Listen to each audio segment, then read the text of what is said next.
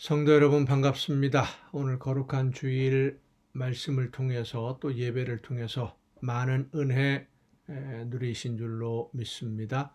하나님이 나를 얼마나 사랑하시고 나에게 원하시는 뜻이 무엇인지를 깨달아 알고 하나님의 말씀과 그 음성을 듣는 것, 그것이 바로 은혜입니다. 나를 구원하시는 하나님의 그 크신 은혜, 주님의 사랑 안에서 기쁨과 감사를 누리는 여러분 모두가 될 수 있기를 간절히 바랍니다. 오늘 우리가 함께 은혜를 나눌 본문 말씀 고린도전서 11장입니다. 고린도전서 11장 2절부터 16절까지에 있는 말씀 봉독합니다. 고린도전서 11장 2절부터 16절입니다. 너희가 모든 일에 나를 기억하고 또 내가 너희에게 전하여 준 대로 그 전통을 너희가 지킴으로 너희를 칭찬하노라. 그러나 나는 너희가 알기를 원하노니 각 남자의 머리는 그리스도요 여자의 머리는 남자요 그리스도의 머리는 하나님이시라. 무릇 남자로서 머리에 무엇을 쓰고 기도나 예언을 하는 자는 그 머리를 욕되게 하는 것이요 무릇 여자로서 머리에 쓴 것을 벗고 기도나 예언을 하는 자는 그 머리를 욕되게 하는 것이니 이는 머리를 민 것과 다름이 없음이라. 만일 여자가 머리를 가리지 않거든 깎을 것이요 만일 깎거나 미는 것이 여자에게 부끄러움이 되거든 가릴지니라. 남자는 하나님의 형상과 영광이니 그 머리를 마땅히 가리지 않거니와 여자는 남자의 영광이니라. 남자가 여자에게서 난 것이 아니요 여자가 남자에게서 났으며 또 남자가 여자를 위하여 지음을 받지 아니하고 여자가 남자를 위하여 지음을 받은 것이니 그러므로 여자는 천사들로 더 말미암아 권세 아래에 있는 표를 그 머리 위에 둘지니라. 그러나 주 안에는 남자 없이 여자만 있지 않고 여자 없이 남자만 있지 아니하니라. 이는 여자가 남자에게서 난 것 같이 남자도 여자로 말미암아 났음이라. 그리고 모든 것은 하나님에게서 났느니라. 너희는 스스로 판단하지 말라. 여자가 머리를 가리지 않고 하나님께 기도하는 것이 마땅하냐? 만일 남자에게 긴 머리가 있으면 자기에게 부끄러움이 되는 것을 본성이 너희에게 가르치지 아니하느냐? 만일 여자가 긴 머리가 있으면 자기에게 영광이 되나니 긴 머리는 가리는 것을 대신하여 주셨기 때문이니라. 논쟁하려는 생각을 가진 자가 있을지라도 우리에게나 하나님의 모든 교회에는 이런 관례가 없느니라. 아멘. 오늘 이 고린도전서 11장의 본문 말씀은 오늘날과 같이 그 여권 신장, 여성분들의 권익이라든지 권리라든지 이런 모든 것들이 많이 남성과 여성이 평등해진 이런 사회에서는 좀 이해하기가 어려운 부분입니다만은 성경에 이런 말씀이 기록된 것은 어떻게 보면 시대에 역행하는 것처럼 보여질 수도 있지만 그 의미와 뜻을 잘 파악하면 그리 큰 문제가 되지 않는 그러한 내용입니다. 이 말씀대로 남자가 여자보다 위에 있다 이런 식으로 이 고린도서에 있는 고린도전서 11장에 있는 말씀을 해석하면 좀 어리석은 사람이 될 수밖에 없지요. 오늘 본문의 말씀은 그 당시의 상황을 먼저 이해할 수 있어야만 합니다. 그 당시 이 고린도서가 쓰여질 당시에 대부분의 그 현숙한 여성들, 가정의 가정주부라든지 일반적으로 가정 생활을 하는 여성들은 대부분이 얼굴을 가리고 다녔습니다. 머리에 너울을 썼고 얼굴을 가렸고 요즘도 중동 지역에 가면 그렇게 복장을 하고 다니는 사람들이 대부분이지요. 많은 사람들이 여성분들이 법으로도 이슬람에서는 그것이 법으로 만들어져 있습니다만은 그 당시 사회 풍습이 그렇게 얼굴을 가리고 머리에 너울을 쓰고 하는 것이 그 당시의 풍습이었습니다. 그런데 어떤 사람들이 머리를 가리지 않고 얼굴을 가리지 않았느냐 하면 몸을 파는 여인들은 얼굴을 가리지 않았습니다. 이 고린도라고 하는 도시는 여러 신전들이 있으면서 그 신전을 중심으로 매춘을 하는 사람들이 상당히 많이 있었습니다. 신전의 여자 사제들은 대부분이 이제 매춘을 하는 그런 사람들이었는데, 이 사람들은 머리를 가리지 않고 수건을 가리지 않았다라고 하는 것이죠. 그래서 얼굴을 가리고 다니는 사람과 얼굴을 가리지 않는 사람은 그 당시 사회에서 신분의 차이가 분명하게 드러나곤 했던 그런 시대적인 상황이었습니다. 자, 그런데 교회에 모이는 사람들이 모든 제약으로부터 벗어났다, 자유를 얻었다라고 해서 얼굴을 가리는 그 너울, 수건을 벗어버리게 되니까 교회를 다니지 않는 공동체에 들어오지 믿지 않는 사람들이 교회를 보면서, 교회에 있는 이 공동체를 보면서 어떤 오해를 하게 되었느냐 하면, 교회는 몸 파는 여성들이 모이는 곳이다라고 오해를 하게 된 것입니다. 또 그 당시에 사회 풍습과 여러 가지 관습들은 남자를 존귀하게 여기고 여자는 남자보다 좀 한 단계 아래, 천하다, 이렇게 생각하고 있었는데, 만약에 내 부인이 얼굴을 가리지 않고 돌아다님으로 인해서 남편의 명예에 심각한 손상을 끼치게 된다고 한다면 그것도 큰 문제가 되지 않겠습니까?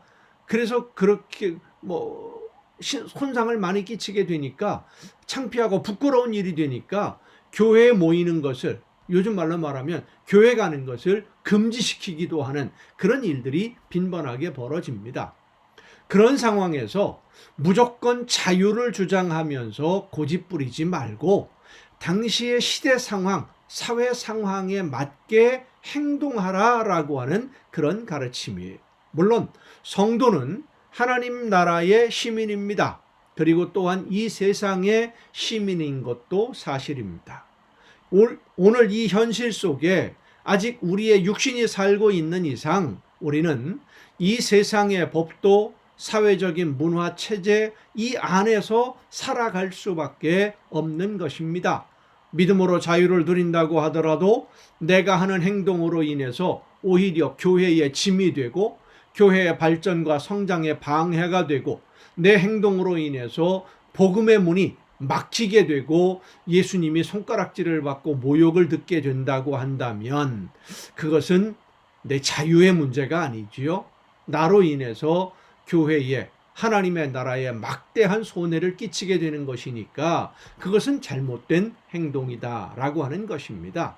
오늘 우리의 삶의 모습, 내가 살고 있는 삶 속에서 이웃들과의 관계라든지 직장에서의 관계라든지 모든 일 속에서 내가 예수님을 믿는 믿음 때문에 행동하는 그런 행동으로 인해서 오히려 사람들에게 비난을 당하거나 손가락질을 당하거나 조롱을 당하거나 예수님을 믿는 복음의 문을 가로막고 있다고 한다면 난 너 때문에, 너처럼 하는 그런 것 때문에 예수 안 믿는다, 교회 안 다닌다, 이런 식으로 말이 나오게 된다고 한다면 이것은 심각하게 다시 생각해 봐야 될 문제라는 것입니다.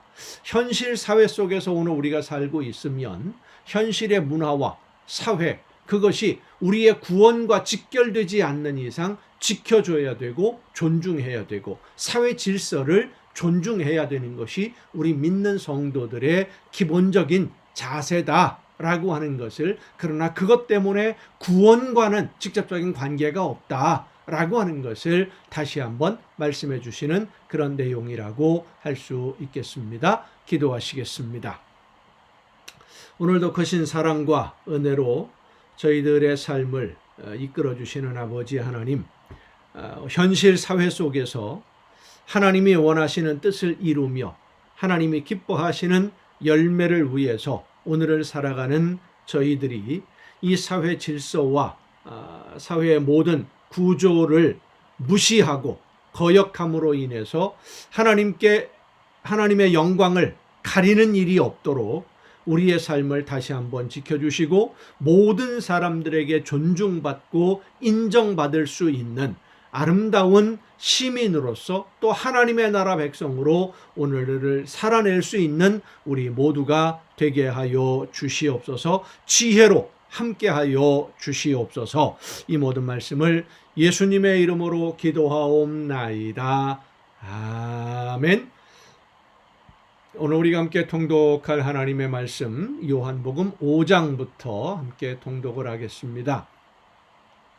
베데스다 연못으로 불리워지는 베데스다라고 불려지는 연못가에 있던 38년 된 병자를 말씀으로 온전하게 회복시켜 주시고 하필이면 안식일에 또 그 일을 행함으로 인해서 비난하는 예수님을 공격하는 유대인들과 대화를 통하여서 안식일의 의미가 무엇인지 그리고 하나님이 원하시는 삶이 무엇인지를 예수님이 설명을 해주시지만 듣고 싶은 마음이 없는 유대인들, 특히 바리새인들과 제사장들은 마음을 닫고 귀를 닫아버립니다. 예수님의 말씀을 듣지 않으려는 것이죠. 하지만 유대인 지도자들의 반발에도 불구하고 예수님을 따르는 사람들은 점점 많아졌고 예수님의 말씀에 귀를 기울이는 사람도 역시 점점 많아집니다. 모든 복음서에 기록되어 있는 기적 중에 오병이어의 기적, 물고기 2마리와 보리떡 5개로 남자 어른만 5,000명이 넘는 사람들이 먹고 남는 이 기적을 경험한 유대인들은 예수님을 왕으로 세우기를 원하고 또 예수님의 제자들도 같은 마음이었습니다마는 예수님은 자신을 따르는 사람들에게 십자가를 져야 된다라는 것을 말씀해 주심으로 하나님의 나라를 향한 걸음이 이 세상에서의 부귀영화를 누리는 길이 아니다라는 것을 다시 한번 말씀해 주시는 그런 내용들입니다. 요한복음 5장부터 함께 통독하시겠습니다. 그 후에 유대인의 명절이 되어 예수께서 예루살렘에 올라가시니라. 예루살렘에 있는 양문 곁에 히브리 말로 베데스다라 하는 못이 있는데 거기에 행각 5이 있고 정자와 같은 그렇게 사람들이 쉴 수 있는 그늘이 있는 그 건물을 말합니다. 그 안에 많은 병자, 맹인, 다리 저는 사람, 혈기 마른 사람들이 누워 물의 움직임을 기다리니 이는 천사가 가끔 못에 내려와 물을 움직이게 하는데 움직인 후에 먼저 들어가는 자는 어떤 병에 걸렸든지 낫게 됨이러라. 자, 여러분 생각해 보세요. 몸이 건강한 사람이 먼저 들어가겠습니까? 병 약한 사람이 먼저 들어가겠습니까? 덜 아픈 사람이 그래도 빨리 움직일 수 있겠지요.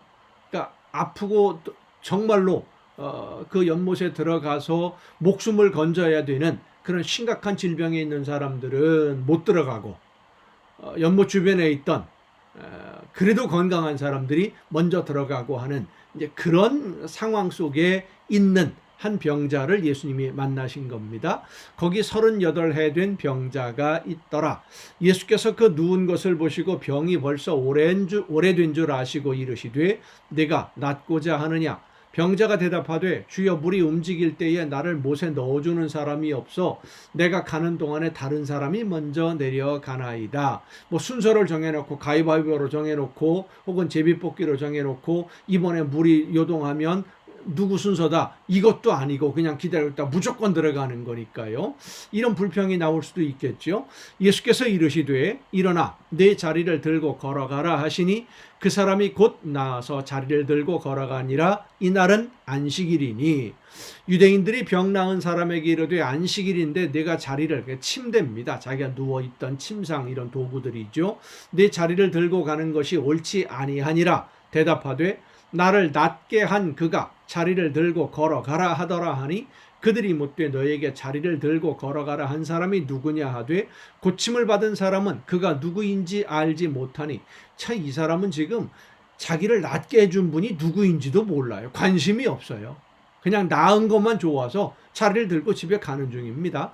이는 거기 사람이 많으므로 예수께서 이미 피하셨습니다. 그 후에 예수께서 성전에서 그 사람을 만나 이르시되 보라 내가 나았으니 더 심한 것이 생기지 않게 다시는 죄를 범하지 말라 하시니 그 사람이 유대인들에게 가서 자기를 고친 이는 예수라 하니라. 그러므로 안식일에 이러한 일을 행하신다 하여 유대인들이 예수를 박해하게 된지라.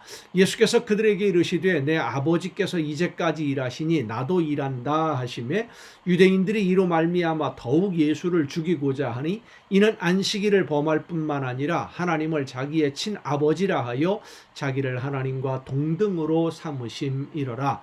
그러므로 예수께서 그들에게 이르시되 내가 진실로 진실로 너희에게 이르노니 아들이 아버지께서 하시는 일을 보지 않고는 아무것도 스스로 할 수 없나니 아버지께서 행하시는 그것을 아들도 그와 같이 행하느니라.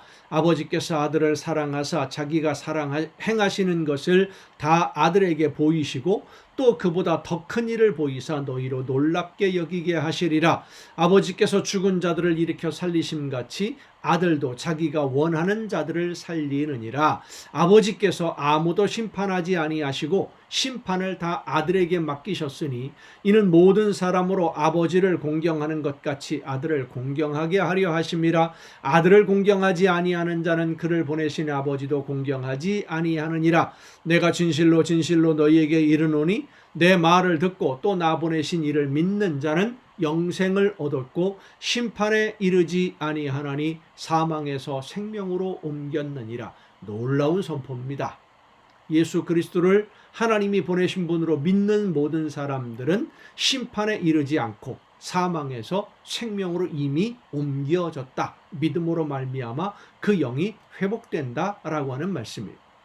그렇다고 해서 무조건 하나님의 나라 들어가는 천국 들어가는 표를 끊는 것은 아니지요. 이후의 삶 속에서 내가 하나님의 말씀을 따라 듣게 되었고 깨달아 알게 되었으니까 하나님이 원하시는 뜻을 깨닫고 어떻게 순종하느냐에 따라서 그 열매가 달라질 수 있다는 겁니다. 가는 길이 달라질 수 있으니까. 진실로 진실로 너희에게 이르노니 죽은 자들이 하나님의 아들의 음성을 듣고 음성을 들을 때가 오나니 곧 이때라. 듣는 자는 살아나리라. 아버지께서 자기 속에 생명이 있음같이 아들에게도 생명을 주어 그 속에 있게 하셨고 또 인자됨으로 말미암아 심판하는 권한을 주셨느니라. 이를 놀랍게 여기지 말라. 무덤 속에 있는 자가 다 그의 음성을 들을 때가 오나니 선한 일을 행한 자는 생명의 부활로 악한 일을 행한 자는 심판의 부활로 나오리라. 내가 아무것도 스스로 할 수 없노라. 듣는 대로 심판하노니 나는 나의 뜻대로 하려 하지 않고 나를 보내신 이의 뜻대로 하려 함으로 내 심판은 의로우니라. 내가 만일 나를 위하여 증언하면 내 증언은 참되지 아니하되 나를 위하여 증언하시는 이가 따로 있으니 나를 위하여 증언하시는 그 증언이 참인 줄 아노라. 너희가 요한에게 사람을 보내매 요한이 진리에 대하여 증언하였느니라. 그러나 나는 사람에게서 증언을 취하지 아니하노라. 다만 이 말을 하는 것은 너희로 구원을 받게 하려 함이니라. 요한은 켜서 비추이는 등불이라. 너희가 한때 그 빛에 즐거이 있기를 원하였거니와 내게는 요한의 증거보다 더 큰 증거가 있으니 아버지께서 내게 주사 이루게 하시는 역사 곧 내가 하는 그 역사가 아버지께서 나를 보내신 것을 나를 위하여 증언하는 것이요 또한 나를 보내신 아버지께서 친히 나를 위하여 증언하셨느니라. 너희는 아무 때에도 그 음성을 듣지 못하였고 그 형상을 보지 못하였으며 그 말씀이 너희 속에 거하지 아니하니 이는 그가 보내신 이를 믿지 아니함이라. 너희가 성경에서 영생을 얻는 줄 생각하고 성경을 연구하거니와 이 성경이 곧 내게 대하여 증언하는 것이니라. 그러나 너희가 영생을 얻기 위하여 내게 오기를 원하지 아니하는도다. 성경의 모든 말씀은 예수님을 설명하기 위한 예수님에 대한 말씀인데 예수님이 오셨는데 사람들이 예수님의 말씀을 듣지 않으려고 한다. 참 이게 모순이지요. 사람들이 선입관을 가지고 있기 때문에 예수님을 받아들이지 않았던 겁니다. 나는 사람에게서 영광을 취하지 아니하노라. 다만 하나님을 사랑하는 것이 너희 속에 없음을 알았노라. 나는 내 아버지의 이름으로 왔음에 너희가 영접하지 아니하나 만일 다른 사람이 자기 이름으로 오면 영접하리라. 너희가 서로 영광을 취하고 유일하신 하나님께로부터 오는 영광은 구하지 아니하니 어찌 나를 믿을 수 있느냐. 내가 너희를 아버지께 고발할까 생각하지 말라. 너희를 고발하는 이가 있으니 곧 너희가 바라는 자 모세이니라.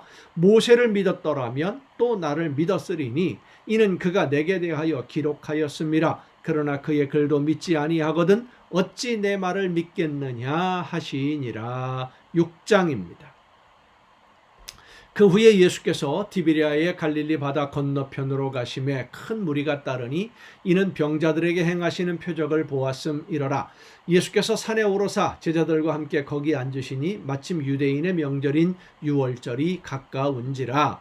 예수께서 눈을 들어 큰 무리가 자기에게로 오는 것을 보시고 빌립에게 이르시되 우리가 어디서 떡을 사서 이 사람들을 먹이겠느냐 하시니 이렇게 말씀하심은 친히 어떻게 하실지를 아시고 예수님에게는 계획이 이미 있으시다는 것이죠.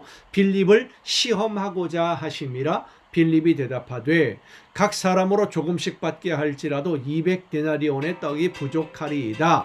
제자 중 하나 곧 시몬 베드로의 형제 안드레가 예수께 여짜오되 여기 한 아이가 있어 보리떡 5개와 물고기 2마리를 가지고 있나이다. 그러나 그것이 이 많은 사람에게 얼마나 되겠사옵나이까. 예수께서 이르시되 이 사람들로 앉게 하라 하시니 그곳에 잔디가 많은지라 사람들이 앉으니 수가 5,000명쯤 되더라. 예수께서 떡을 가져 축사하신 후에 앉아있는 자들에게 나눠주시고 물고기도 그렇게 그들의 원대로 주시니라. 그들이 배부른 후에 예수께서 제자들에게 이르시되 남은 조각을 거두고 버리는 것이 없게 하라 하시므로 이에 거두니 보리떡 5개로 먹고 남은 조각이 12바구니에 찼더라. 그 사람들이 예수께서 행하신 이 표적을 보고 말하되 이는 참으로 세상에 오실 그 선지자라 하더라. 그러므로 예수께서 그들이 와서 자기를 억지로 붙들어 임금으로 삼으려는 줄 아시고 다시 혼자 산으로 떠나가시니라. 오병이의 놀라운 기적을 본 사람들이 예수님을 왕으로 임금으로 삼으려고 하기 때문에 예수님은 그런 목적이 아닌데 결국 떠나가시죠. 저물매 제자들이 바다에 내려가서 배를 타고 바다를 건너 가버나움으로 가는데 이미 어두웠고 예수는 아직 그들에게 오시지 아니하셨더니 큰 바람이 불어 파도가 일어나더라. 제자들이 노를 저어 10여리쯤 가다가 예수께서 바다 위로 걸어 배에 가까이 오심을 보고 두려워하거늘 이르시되 내니 두려워하지 말라 하신대 이에 기뻐서 배로 영접하니 배는 곧 그들이 가려던 땅에 이르렀더라. 이튿날 바다 건너편에 서 있던 무리가 배 한 척 외에 다른 배가 거기 없는 것과 또 어제 예수께서 제자들과 함께 그 배에 오르지 아니하시고 제자들만 가는 것을 보았더니 그러나 디베랴에서 배들이 주께서 축사하신 후 여럿이 떡 먹던 그곳에 가까이 왔더라. 무리가 거기에 예수도 안 계시고 제자들도 없음을 보고 곧 배들을 타고 예수를 찾으러 가버나움으로 가서 바다 건너편에서 만나 랍비여 언제 여기 오셨나이까 하니 예수께서 대답하여 이르시되 내가 진실로 진실로 너희에게 이르노니 너희가 나를 찾는 것은 표적을 본 까닭이 아니요 떡을 먹고 배부른 까닭이로다. 썩을 양식을 위하여 일하지 말고 영생하도록 있는 양식을 위하여 하라. 이 양식은 인자가 너희에게 주리니 인자는 아버지 하나님께서 인치신 자니라. 그들이 묻되 우리가 어떻게 하여야 하나님의 일을 하오리이까? 예수께서 대답하여 이르시되 하나님께서 보내신 일을 믿는 것이 하나님의 일이니라 하시니 그들이 묻되 그러면 우리가 보고 당신을 믿도록 행하시는 표적이 무엇이니까? 하시는 일이 무엇이니까? 기록된 바 하늘에서 그들에게 떡을 주어 먹게 하였다 함과 같이 우리 조상들은 광야에서 만나를 먹었나이다. 예수께서 이르시되 내가 진실로 진실로 너희에게 이르노니 모세가 너희에게 하늘로부터 떡을 준 것이 아니라 내 아버지께서 너희에게 하늘로부터 참떡을 주시나니 하나님의 떡은 하늘에서 내려 세상에 생명을 주는 것이니라.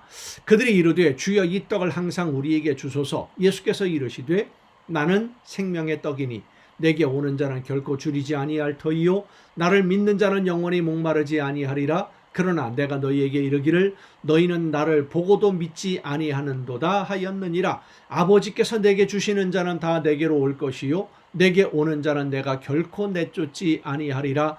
내가 하늘에서 내려온 것은 내 뜻을 행하려 함이 아니요 나를 보내신 이의 뜻을 행하려 함이니라. 나를 보내신 이의 뜻은 내게 주신 자 중에 내가 하나도 잃어버리지 아니하고 마지막 날에 다시 살리는 이것이니라. 내 아버지의 뜻은 아들을 보고 믿는 자마다 영생을 얻는 이것이니 마지막 날에 내가 이를 다시 살리리라 하시니라. 자기가 하늘에서 내려온 떡이라 하심으로 유대인들이 예수에 대하여 수군거려 이르되 이는 요셉의 아들 예수가 아니냐. 그 부모를 우리가 아는데 자기가 지금 어찌하여 하늘에서 내려왔다 하느냐. 예수께서 대답하여 이르시되 너희는 서로 수군거리지 말라. 나를 보내신 아버지께서 이끌지 아니하시면 아무도 내게 올 수 없으니 오는 그를 내가 마지막 날에 다시 살리리라. 선지자의 글에 그들이 다 하나님의 가르치심을 받으리라 기록되었은즉 아버지께 듣고 배운 사람마다 내게로 오느니라. 이는 아버지를 본 자가 있다는 것이 아니니라. 오직 하나님에게서 온 자만 아버지를 보았느니라. 진실로 진실로 너희에게 이르노니 믿는 자는 영생을 가졌나니 내가 곧 생명의 떡이니라. 너희 조상들은 광야에서 만나를 먹었어도 죽었거니와 이는 하늘에서 내려오는 떡이니 사람으로 하여금 먹고 죽지 아니하게 하는 것이니라. 나는 하늘에서 내려온 살아있는 떡이니 사람이 이 떡을 먹으면 영생하리라. 내가 줄 떡은 곧 세상의 생명을 위한 내 살이니라 하시니라. 그러므로 유대인들이 서로 다투어 이르되 이 사람이 어찌 능히 자기 살을 우리에게 주어 먹게 하겠느냐. 예수께서 이르시되 내가 진실로 진실로 너희에게 이르노니 인자의 살을 먹지 아니하고 인자의 피를 마시지 아니하면 너희 속에 생명이 없느니라. 내 살을 먹고 내 피를 마시는 자는 영생을 가졌고 마지막 날에 내가 그를 다시 살리리니 내 살은 참된 양식이요 내 피는 참된 음료로다. 내 살을 먹고 내 피를 마시는 자는 내 안에 거하고 나도 그의 안에 거하나니 살아계신 아버지께서 나를 보내심에 내가 아버지로 말미암아 사는 것 같이 나를 먹는 그 사람도 나로 말미암아 살리라. 이것은 하늘에서 내려온 떡이니 조상들이 먹고도 죽은 그것과 같지 아니하여 이 떡을 먹는 자는 영원히 살리라. 이 말씀은 예수께서 가버나움 회당에서 가르치실 때에 하셨느니라. 예수님이 자신을 우리 모든 사람들을 위한 제물로 주시는 것을 내 살을 먹고 내 피를 마시고, 그러니까 예수님의 살과 피, 몸과 피로 말미암아 우리의 모든 죄가 용서함을 받고 영이 회복되어서 하나님 앞에 믿음으로 바로 설 수 있게 된다라고는 예수님의 공로로, 예수님의 제물 되심으로 우리가 하나님의 자녀가 된다라는 것을 지금 말씀해 주시는 그런 내용입니다. 제자 중 여럿이 듣고 말하되 이 말씀은 어렵도다. 누가 들을 수 있느냐 한데 예수께서 스스로 제자들이 이 말씀에 대하여 수군거리는 줄 아시고 이르시되 이 말이 너희에게 걸림이 되느냐. 그러면 너희는 인자가 이전에 있던 곳으로 올라가는 것을 본다면 어떻게 하겠느냐. 살리는 것은 영이니 육은 무익하니라. 내가 너희에게 이런 말은 영이요 생명이라. 그러나 너희 중에 믿지 아니하는 자들이 있느니라 하시니 이는 예수께서 믿지 아니하는 자들이 누구며 자기를 팔 자가 누구인지 처음부터 아심이러라. 또 이르시되 그러므로 전에 너희에게 말하기를 내 아버지께서 오게 하여 주지 아니하시면 누구든지 내게 올 수 없다 하였노라 하시니라. 그때부터 그의 제자 중에서 많은 사람이 떠나가고 힘들겠으니까 나를 희생해야 되고 내 목숨을 내놓아야 된다고 하니까 힘들어서 떠나간 거죠. 다시 그와 함께 다니지 아니하더라. 예수께서 12 제자에게 이르시되 너희도 가려느냐. 시몬 베드로가 대답하되 주여 영생의 말씀이 주께 있사오니 우리가 누구에게로 가오리이까. 우리가 주는 하나님의 거룩하신 자이신 줄 믿고 알았사옵나이다. 예수께서 대답하시되 내가 너희 12를 택하지 아니하였느냐. 그러나 너희 중에 한 사람은 마귀니라 하시니 이 말씀은 가룟 시몬의 아들 유다를 가리키심이라. 그는 12 중에 하나로 예수를 팔 자러라. 아멘. 여러분 오늘도 수고 많으셨습니다. 내일 정한 이 가정예배 시간을 통해서 여러분 모두 함께 다시 만날 수 있기를 바랍니다. 내일 뵙겠습니다.